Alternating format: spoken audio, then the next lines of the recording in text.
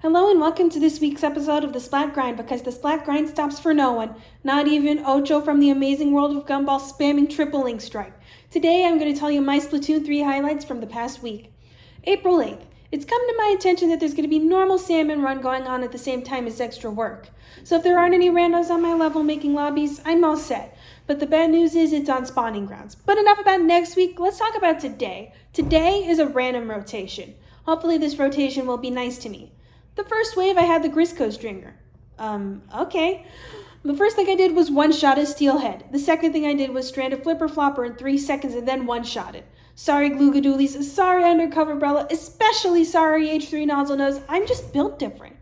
In fact, anyway, we make it to the second wave, and not only is it low tide, now I have the H3 Nozzle Nose. In fact, we have 2 H3 Nozzle Noses. This wave is a little bit of a nightmare. You've got a big shot, a drizzler, and a flyfish firing at the basket at the same time. And people are using the big shot cannon to get eggs in the basket, so I put myself on egg running duty, getting all these eggs in while avoiding all these attacks. When one more big shot came in, I decided it was time to nozzle nose it to death. Then I got bonked by a Quahog and we were wiped out after that. I gotta hand it to 69 for being able to handle the H3 nozzle nose for 2 consecutive waves. Let's try this again. The first wave, I had the Tentabrella. I don't really like Brellas, but I make it work. There was a steelhead next to a flyfish, so I had to fire at the steelhead while trying not to get nuked by the flyfish. Why I didn't target the flyfish first is beyond me. Anyway, once the steelhead was beaten, I jumped down and grabbed an egg, and while I was swimming to the basket, a Moz popped up behind me. I turned around and shot it, and it died. I didn't think the Tentabrella was that powerful. Splatnet said I got 1 Moz out of 3, so it might have been the Grisco stringer or the Flingza roller. Moving on to wave 2. It was low tide again. Low tide might have beaten me before, but maybe the Grisco stringer will make it better. Straining flipper floppers was harder because we had a steel eel driving over the same spot. I didn't have enough ink to throw bombs at the Moz and the flyfish that were both right next to me. One person disconnected and the other 2 had L3 nozzle noses. Why do we keep getting nozzle noses? I was at the basket winding around 2 steel eels that were pretty much on top of each other, trying to survive, trying to get to the back of one without getting plowed by the other, trying to revive someone, trying to get an egg in the basket, trying to do something, and I somehow survived. I survived long enough to beat one at least. I got killed by the other. There was 1 player left, and we had no idea where they were. Were they just thinking, we have 8 seconds left, and if I can survive, we're good? Because we survived. The third wave, I had the Clash Blaster. Aw, yeah. It was also Mothership. Aw, it depends. If you can fight the Mothership off quickly, you'll be fine. It got like 2 eggs. It went for the basket at the very end after we made our quota.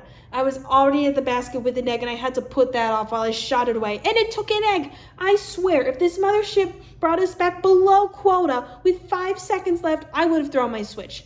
Luckily, we shot it off, and I got that last egg in. We barely made it out of Mothership, with a total of 47 eggs out of 35. Let's think about it this way. At least we didn't have any nozzle noses for Mothership. April 10th. Technically, I had time to play on April 9th, but I skipped it anyway. Today's Turf War Day. Here we go. I started on Undertow Spillway, and oh great, I have Player on my team. The twist, Player has an E-leader. They're the super epic E-leader player, and they just never changed their name. The other team had Lux and an idiot, 2 blasters who led the team on splats. While I was wildly mashing people to death, I always found myself on the end of one of their blasters. At the end, it looked like we were going to squeeze out that win, and we did. We won by 1%. I got 1,040 points and number 1 overall splatter. I had 6 splats, and Player, the literal E-leader, had 5. I outsplatted an E-leader, and that left me feeling pretty good. The second battle was on Undertow Spillway, and oh great, Players on the other team. Well, if I was able to outsplat them, how good can they be? What I didn't realize until it was too late was that Agent 420 had a splat charger. We were up against 2 chargers and 2 Aerospray RGs. I kid you not. They were making their way towards our base, but I could sneak around them using the convenient left ramp that hangs over the center. I covered up some of their ink and got my killer whale ready. I turned it on without any real thought as to where it was pointing, and 3 seconds later I get 2 splat notifications, 1 for Player and 1 for Agent 420. I had just splatted both chargers without trying, so if you want a good idea of how to ambush chargers, there you go. At the end, I had splatted one of those Aerosprays. I checked the map, the whole rest of the other team is on our base. We lost by 10%. Battle 3 was on Undertow Spillway. Yeesh, an idiot was back. They were gone for the last battle. Now they were back, and they had a squiffer. I thought I was fine because it's impossible to be good at splatting with 2 different classes, but they were actually really good. Crossing the middle was nigh impossible with them alive. I tried running past them as close as possible to the ramp they were standing on so they'd have to get in a weird position to snipe me, and they were willing to get in that weird position to snipe me. We were sort of about to win, maybe, but they wiped us out in the last 10 seconds and stormed our base. The overhead looked about the same as the last time, but we lost by 29%. I swear, this game is making up random numbers. Oof. Just oof. April 11th. So I use Hazmi's Salmon Run report to decide whether or not I'm going to play Salmon Run. Today's rotation started at 11 a.m. I get back from class and the report for this rotation isn't there. Why isn't it there? Why is the information I need not immediately there? It came out at around noon. This rotation is rated at 3, so here we go. The first wave, I was just sitting at the overhead view of this stage for several seconds, just waiting for someone to vanish from the copter. Anyway, I had the Splashmatic. It was low tide and the lights were going down. I was like, please God, be Giant Tornado. It was the one that wasn't Giant Tornado. The first thing I did was get into one of those ink cannons, poised to one-shot that steelhead coming in. So, of course, the other person in the other ink cannon got it instead. That's when I decided it was better off beating bosses directly. A stinger was coming in like right next to me, so someone else and I just started shooting at them before they could start firing. And I think the other person just bonked the guy off the top, and we were just shooting empty buckets in order to get some eggs. I wish I had clipped it. Anyway, wave 1 clear. On to wave 2. I had the Rapid Blaster Pro at normal tide. The first boss to come in was a fish stick. One other person and I had swam up the tower. I wanted to wait until it was drilled into the ground, but they weren't, so I just started firing. Apparently, if you splat a fish stick before it implants itself in the ground, the whole pillar just collapses. There goes your high ground, but worry not, here comes another fish stick right now. The third wave, I had the ballpoint splatling and the lights were going down. I was like, please God, don't be grillers. It was Goldie Seeking, which is a mixed bag. It could either be across the arena or it could be right there in front of all 4 of you like it was this time.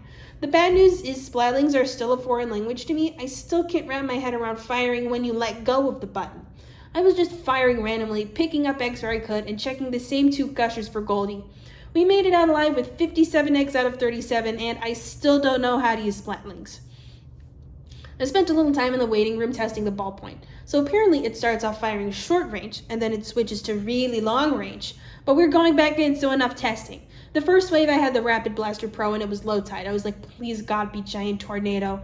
It was just low tide. We were simultaneously barely surviving and popping eggs into the basket like mad. Maybe it was the presence of a flyfish that made things seem more hectic. Once we made our quota, I saw Ace, TGYT in their life ring, cut off from the rest of us. I just had to charge through that slam inlet to get to them, which is the perfect time for a chump to hit me on the head. We still made it through. The second wave, I had the Splashmatic on normal tide. There were multiple steelheads this way. I noped out of fighting the first one, and I tried to nope out of the second one until it was the only boss there. That's when a slamming lid comes in and protects it. I was like, oh, it's under a slamming lid. Wait a minute, it's under a slamming lid. What I did was jump off the tower, grab an egg that was lying there, barely touch the force field, and then get hit by a quahog. But the steelhead still got crushed, so there. The third wave was also normal tide. I had the Dark Tetradulies. This wave started out okay. We had 12 eggs. I was about to fight the slamming lid, but then I saw a stinger shot cut across the arena. I just knew I had to get rid of it. As I was running towards it, I was thinking, am I really going to take this stinger on by myself? No, here comes my teammate. We take out the stinger, but then we get assaulted by lessers. We get the 1-player warning. I hear someone use their reef slider. Were they going to revive us? No, because they were dead. We were wiped out with 12 eggs out of 15. We were going to make it, guys, I swear. April 13th. Today, Umami Ruins is in the Turf War rotation. I have pretty bad luck on Umami Ruins.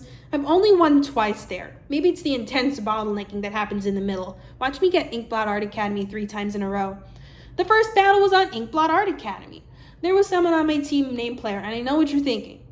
Yeah, they did have a Splattershot Jr. Splatlandian Youth Player with their Splattershot Jr. Default banner, default clothes. This was their initiation. Anyway, I wasn't so focused on them as I was on this crab firing at me, and once they were done with me, I was focused on this Splatana Stamper swinging at me. I tried hiding behind that little box on the side landing, but after approximately 10 seconds of this, I decided to do the sensible thing and leave.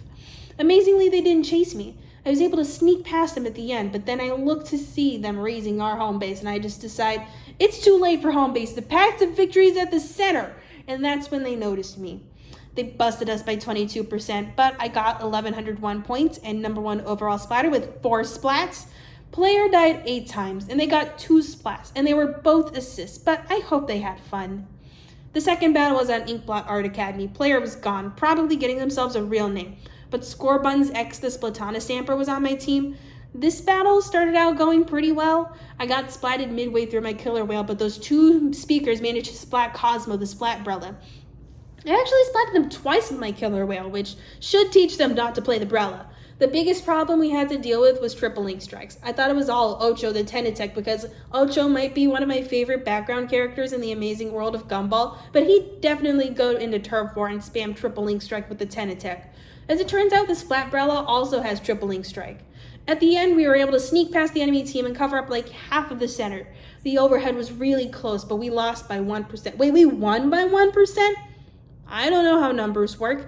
I take it back. Ocho is my least favorite background character in Gumball, and I got 1,321 points and 5 splats to 4 times splatted. The third battle was on Inkblot Art Academy. This time, Wawoo was on my team. There's nothing else interesting about them, it's just that their name is Wawoo. They were in the last 2 battles. They killed me with their Reef Slider. Anyway, we started out mostly on top. I saw a bit of enemy ink thinking there was a person there, so I ran away and passed the person above that spot who had shot it down there and splatted them. They were also using the Brella, so there. Scorebuns X was on the enemy team again, and I managed to ambush them twice. Where was that kind of power in the first battle? They were invading our base, but we made it to the center. Were they going to stop us? Yes. We lost by 9%, and I got 1,250 points and #1 overall splatter with 4 splats. I was wondering how abysmal it had to be for me to get #1 overall splatter. The other team had 3, 4, 4, and 4, so I guess we were all doing bad. See, I was right. I did get Inkblot Art Academy 3 times in a row. Now, if you'll excuse me, I'm going to say Wawoo for the rest of the day. April 14th, so it's a month out, but they've already announced the next Splatfest. I'd pick Wisdom, but I've already picked Fry 4 times. Am I really going to go for 5? Also, are we going to be playing Tricolor on an actual Triforce? That's actually really cool. Actual Splatoon? No. My Switch won't connect to the Wi-Fi for some reason. Thank you for listening to the Splat Grind. Be sure to come back next week for even more Splatoon craziness, including extra work if I can get my Switch to connect.